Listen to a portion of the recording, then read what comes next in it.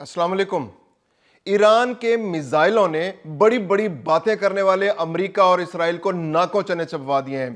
खा इसराइल हो, इसराइल की बंदरगाहें हो, इसराइल के एयरबेस हो, इसराइल के रडार सिस्टम हो, कुछ महफूज नहीं है। इसके अलावा मशरिक वस्ता में भी जो अमरीकी मफादात हैं और जो अमरीकी इत्तेहादी हैं, उनके मफादात को ईरान ने अब नुकसान पहुंचाना शुरू कर दिया है और हमलों में इतनी शिद्दत आ गई है कि अब अमरीका और इसराइल बेबस नजर आ रहे हैं। खलीजी ममालिक तो पहले ही हाथ खड़े कर चुके हैं और ईरान से राब्ता कर रहे हैं कि किसी तरह इन हमलों को रोका जाए।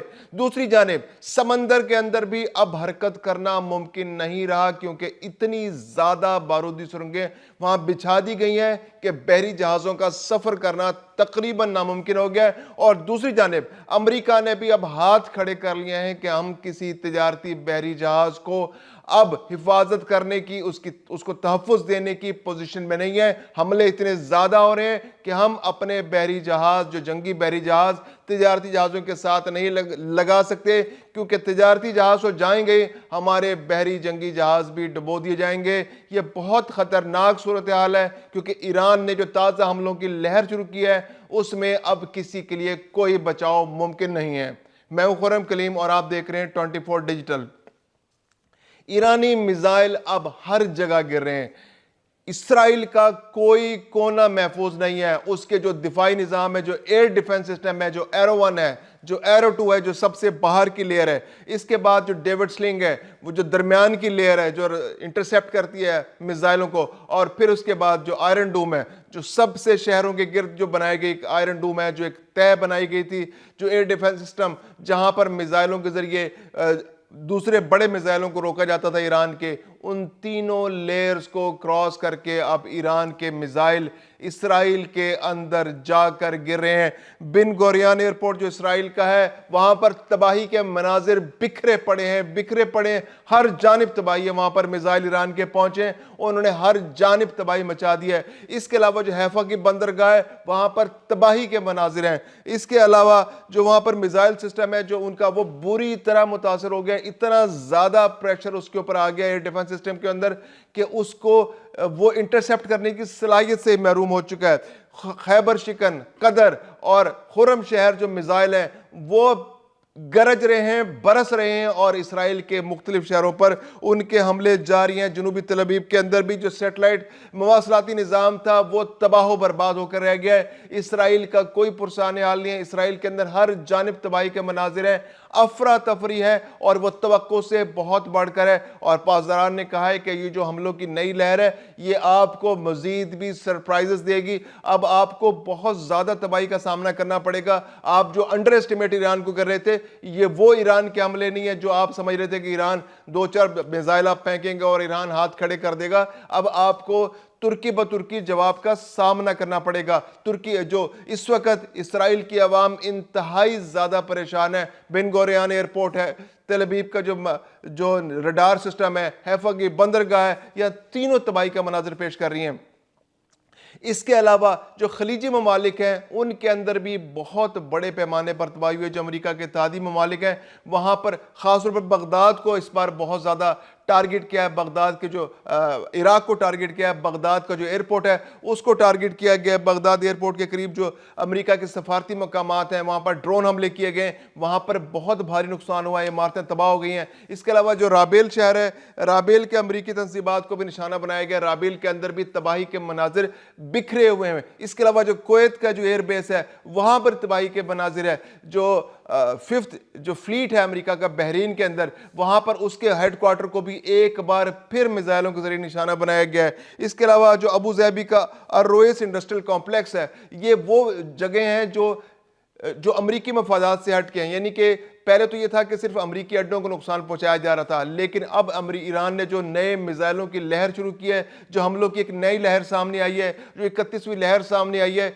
इसके अंदर अब बहुत सारे ऐसे टारगेट्स को भी निशाना बनाया जा रहा है जो कि अमरीकी दिफाई मफादात से हट करें और ये खालिस्तन उन जो अमरीका के इत्तेहादी ममालिक है, जो गल्फ ममालिक हैं, उनके इंपॉर्टेंट पॉइंट्स हैं, वहां पर इंपॉर्टेंट पॉइंट्स को, अहदाफ को निशाना बनाया जा रहा है और मिसाइलों के जरिए कतर में अल अदीद एयर बेस जो है उस पर एक बार फिर, ये तो यहां पर तो खालिस्तन अमरीकी प्रेजेंस है, यहां पर मिसाइलों के जरिए टारगेट किया गया है और तबाही के मनाजिर हर जानिब बिखरे हुए हैं, हर जहां बिखरे हुए हैं। ऐसे में अमरीका जो है उसने हाथ खड़े कर दिए हैं कि हम अब मदद नहीं कर सकते, इन मुल्कों को खुद से कुछ करना होगा। और तिजारती जहाज़ों के हवाले से अब वहां पर एक बहुत बड़ा प्रॉब्लम ये सामने आया है कि समंदर के अंदर जो आबनाए हरमस के आसपास ईरानी कश्तियों ने बहुत तेजी से बारूदी सुरंगें बिछाना शुरू कर दी थी। अमेरिका जो क्लेम कर रहा है कि हमने इनमें से 16 कश्तियों को तबाह कर दिया है और ये इनकी बहुत बड़ी स्ट्रेंथ थी, जबकि दूसरी जानिब ईरान ने कहा है कि हमारी तो 90% से ज़्यादा जो कश्तियाँ जो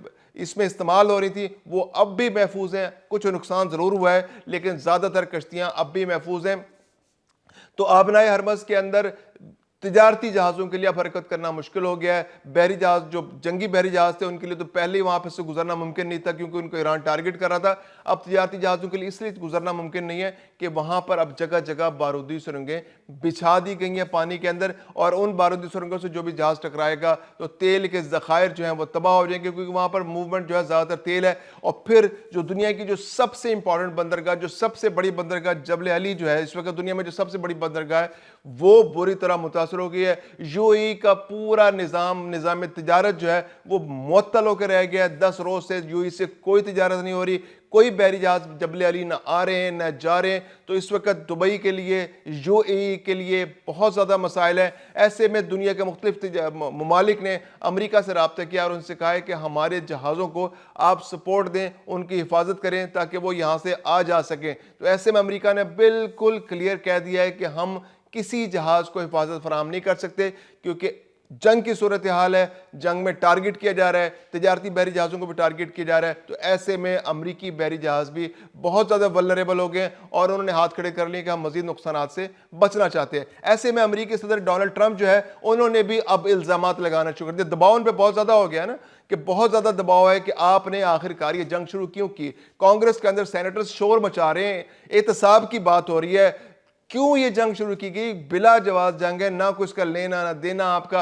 आप कहां पे, अमेरिका ईरान कहां पे, और आपने ये कह कर के जनाब हमें खतरा है कि ईरान कहीं हम पर हमला ना कर दे, तो इसलिए हमने पहले प्रीएम्प्टिव अटैक कर दिया। तो इस पर बहुत ज्यादा अमेरिका पर, अमेरिकी इंतजामिया पर तनकीद की जा रही है। तो डोनाल्ड ट्रंप ने अब नाम लगाने शुरू कर दिए हैं कि उनके जो मुशीर थे, उन मुशीरों ने उनको मरवाया है। जो स्टीव विटकॉफ है, जो जैरेड कुशनर है और पैट हेक्सेथ ने, इन तीनों ने जी मशवरा दिया था कि यहाँ पर हालात बहुत ख़राब हैं, ईरान जो है अगर इसको हमने लगाम ना डाली तो 1-1.5 हफ्ते के अंदर ये इस पोजीशन में आएगा कि हम पर हमला कर दे, और ये हमले के लिए तैयार बैठा है। तो मैंने तो इनकी बातों में आकर ये हमला कर दिया, मेरा तो ऐसा इरादा नहीं था, मैं तो पहले भी मना कर रहा था। इन तीनों ने मेरा जो है ना ये सारा काम ख़राब कर दिया और अब हम फंस गए इस जंग के अंदर। तो ये अब अमेरिका ने जो है वो, अमेरिकी जो इंतज़ामिया है वो भी बेबस नज़र आ रही है अपने फैसले पर, उसके फैसले की कोई जस्टिफिकेशन नहीं है। दूसरी जानिब तेल की कीमतें इतनी ज़्यादा तेज़ी से बढ़ रही हैं कि अब वो दुनिया के अंदर सर्वाइव करना मुश्किल हो गया। अमेरिका का खुद सर्वाइवल मुश्किल हो गया, अमेरिका के इत्तेहादियों का सर्वाइवल मुश्किल हो गया, और जो ममालिक जो बराह रास्त इस जंग का हिस्सा नहीं है वो खुद अपनी जगह परेशान है और अमेरिका से कह रहे हैं कि आपकी इस जंग की वजह से पूरी दुनिया तबाही के धाने पर आ गई, इकॉनमी तबाह हो गई है, तिजारत तबाह हो गई है। कंपेरेटिव जो थी मार्केट्स, वो अब जो दुनिया में लोग तिजारत कर रहे थे उनके लिए अब तिजारत को असर नौ जायज़ा लेना पड़ेगा क्योंकि तेल की कीमतें इतनी ज़्यादा हो गई हैं कि नए रेट्स, नई मार्केट अब दूसरे अंदाज से चलेगी। तो ऐसे में अमेरिका ने खुद ये तासुर देना शुरू कर दिया है कि वो जल्द अज जल्द इस जंग को ख़त्म करने जा रहा है।